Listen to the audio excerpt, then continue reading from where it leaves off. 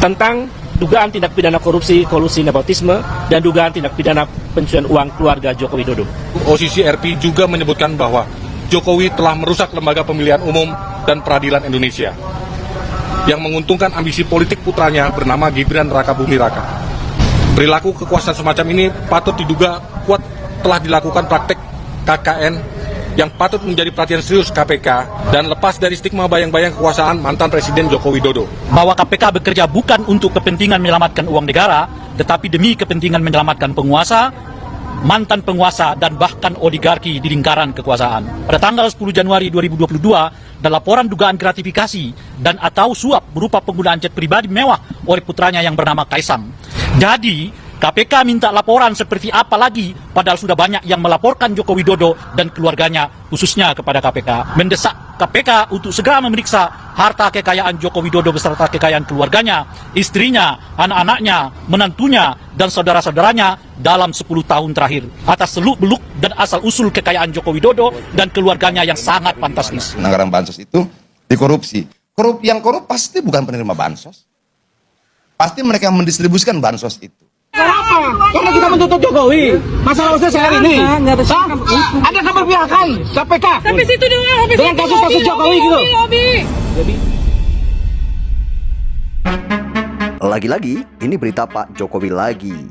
Kali ini, ex-aktivis 98 mendesak KPK agar segera mengusut lagi dan membuka kembali dugaan korupsi keluarga Jokowi yang harta kekayaannya melonjak sangat fantastis, yaitu 186%. Dan bagaimana tindak lanjut KPK selama ini? Padahal sudah banyak sekali pihak-pihak yang melaporkan dugaan korupsi keluarga Pak Jokowi. Itu kami kembali mendatangi KPK agar menjalankan semua proses pemberantasan korupsi sesuai dengan asas-asas yang telah ditetapkan oleh undang-undang, termasuk dalam menindaklanjuti laporan kami 3 tahun yang lalu dan setahun yang lalu tentang dugaan tindak pidana korupsi, kolusi nepotisme, dan dugaan tindak pidana pencucian uang keluarga Joko Widodo. Bahwa mantan Presiden RI yang ke-7 yang kami laporkan KPK 3 tahun lalu bernama Joko Widodo telah disebutkan oleh lembaga internasional organisasi Crime and Corruption Reporting Project sebagai salah satu mantan presiden terkorup di dunia. OSISI RP menyebutkan bahwa Joko Widodo secara signifikan melemahkan Komisi Pemberantasan Korupsi. Selain itu, OSISI RP juga menyebutkan bahwa Jokowi telah merusak lembaga pemilihan umum dan peradilan Indonesia yang menguntungkan ambisi politik putranya bernama Gibran Rakabuming Raka. Perilaku kekuasaan semacam ini patut diduga kuat telah dilakukan praktek KKN yang patut menjadi perhatian serius KPK agar pimpinan KPK yang baru dapat mengembalikan citra dan wibawa KPK kembali dan lepas dari stigma bayang-bayang kekuasaan mantan Presiden Joko Widodo. Berdasarkan hal-hal itu, kami pada Selasa 7 Januari 2025 kembali datang ke KPK untuk menyatakan bahwa 1. Menyayangkan pernyataan KPK yang tidak secara tegas menyatakan akan mengusut dugaan korupsi Joko Widodo maupun keluarganya terkait ramainya respon publik terhadap rilis OSISI RP. KPK menyebut hanya menunggu laporan dari masyarakat terkait hal tersebut. 2. Sikap KPK yang lembut dan pasif ini bertolak belakang dengan kasus yang menimpa tokoh politik dari partai politik yang bukan pejabat negara. Padahal KPK seharusnya mengejar pelaku korupsi yang berada di lingkaran kekuasaan atau mereka yang berada di lingkaran kekuasaan yang dilaporkan oleh masyarakat karena ada kerugian negara yang diakibatkan. Anggaran bansos ya? Iya, 50% dari 500 miliar kalau tidak salah anggaran bansos. Triliun ya, 500 triliun anggaran bansos itu dikorupsi. Yang korup pasti bukan penerima bansos. Pasti mereka yang mendistribusikan bansos itu.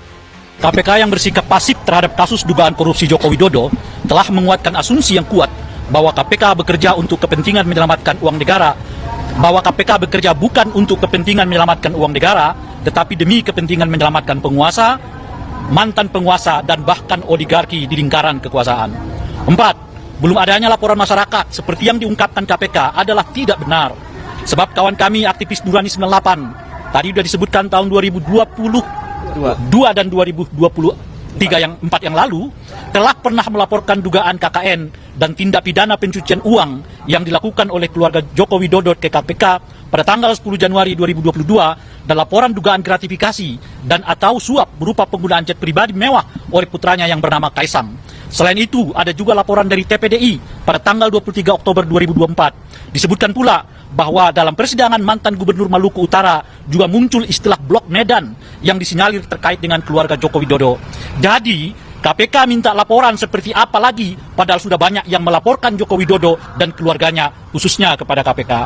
Maka dan oleh karena itulah, kami dari Eksponen 98 yang tergabung dalam Nurani 98 yang memiliki tanggung jawab moral dan konstitusional pada sejarah reformasi 98 mendesak KPK untuk segera memeriksa harta kekayaan Joko Widodo beserta kekayaan keluarganya, istrinya, anak-anaknya, menantunya, dan saudara-saudaranya dalam 10 tahun terakhir.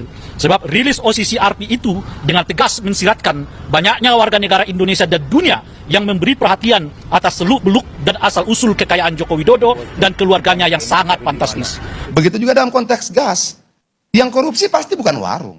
Yang membuat dia tidak efektif, yang membuat dia boros bukan warung, tapi tentunya yang mendistribusikan dari level atasnya. Demikian desakan ini kami sampaikan kepada KPK agar KPK segera menindaklanjuti tuntutan ini untuk memanggil saudara Joko Widodo, putra-putrinya dan atau menantunya untuk dimintai keterangan tentang asal-usul kekayaannya yang segera ditingkatkan ke tahap penyidik. Terakhir yang kami sampaikan itu adalah adanya perdebatan soal mana buktinya, itu ditantang oleh Pak Jokowi pun juga ditantang oleh KPK. Perlu kami sampaikan bahwa tidak ada satupun di dunia ini yang bisa membuktikan bahwa Pak Jokowi dan keluarganya itu telah melakukan tindak pidana korupsi. Sebab bukti itu hanya bisa ditetapkan oleh penyidik, bukan oleh warga negara biasa seperti kami. Yang bisa disampaikan itu kami menyampaikan data. Tergantung penyidik apakah data itu dianggap menjadi bukti yang sah untuk meningkatkannya ke tahap proses penyidikan atau tidak. Oleh karena itu, jangan lagi sekali-kali kita diombang-ambingkan dengan istilah mana buktinya. Nggak ada buktinya, yang ada adalah datanya. Kalau ditanya ada datanya, sudah kita serahkan dulu tahun 2022 ke KPK, 2004 lalu ke KPK, baik oleh Nurani 98 maupun oleh organisasi masyarakat yang lain. Tinggal penyidik di KPK sekarang, berani nggak untuk menetapkan data-data yang diserahkan itu sebagai bukti awal dugaan terjadinya pelanggaran pidana terkait dengan suap, korupsi, dan sebagainya yang menyangkut keluarga Pak Jokowi. Sehingga dengan begitu terang benderang sekarang, jangan orang lagi diombang-ambingkan dengan dalih mana bukti. Nggak ada bukti, yang ada data. Dan data itu telah kami serahkan, tinggal penyidik sekarang yang memiliki kewenangan untuk menentukan apakah data itu cukup untuk dinyatakan menindaklanjuti dalam proses hukum. Komisi Pemberantasan Korupsi atau KPK membuka kemungkinan memanggil Presiden ke-7 RI Joko Widodo atau Pak Jokowi dalam kasus dugaan korupsi kuota haji 2024.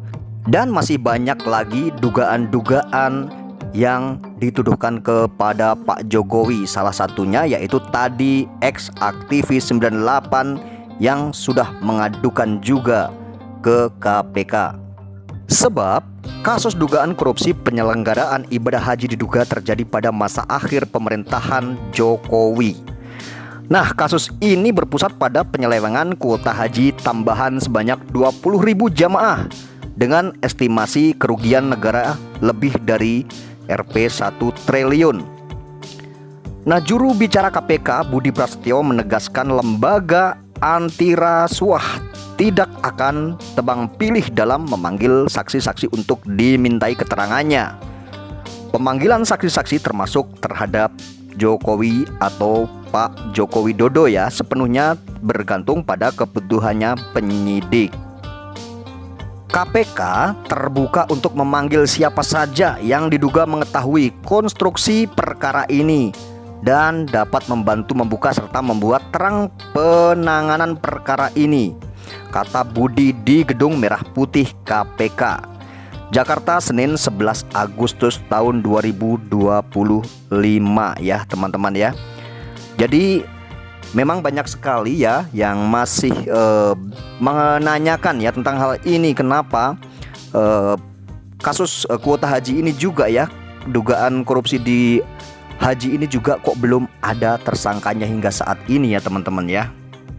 Nah, keterkaitan nama Pak Jokowi ini muncul karena tambahan kuota 20.000 jamaah merupakan hasil lobi dirinya kepada pemerintah Arab Saudi. Hal itu semata untuk memangkas tenggang waktu untuk calon jamaah haji kurang lebih selama 15 tahun. PLT Deputi Penindakan dan Eksekusi KPK Asep Guntur Rahayu menjelaskan Permintaan tersebut bertujuan memangkas antrian haji reguler yang bisa mencapai belasan tahun. Waduh, keren ya. Dan tambahan 20.000 kuota ini hasil pertemuan Presiden RI. Saat itu Pak Jokowi masih menjabat sebagai presiden ya, dengan pemerintahan Arab Saudi. Alasannya karena antrian haji reguler sampai 15 tahun lebih, ujar Asep ya, 9 Agustus ya.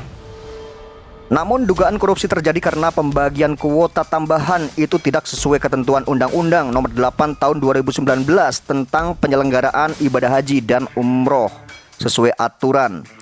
92% kuota haji itu harus untuk haji reguler dan 8% untuk haji khususnya ya, katanya seperti itu ya. Jika mengacu aturan dari 20.000 kuota tambahan seharusnya 18.400 untuk jamaah haji reguler dan 1.600 untuk haji khusus. Namun pembagian dilakukan 50-50 atau 50-50 ya, 10.000 untuk reguler dan 10.000 untuk yang khusus, katanya seperti itu ya teman-teman ya.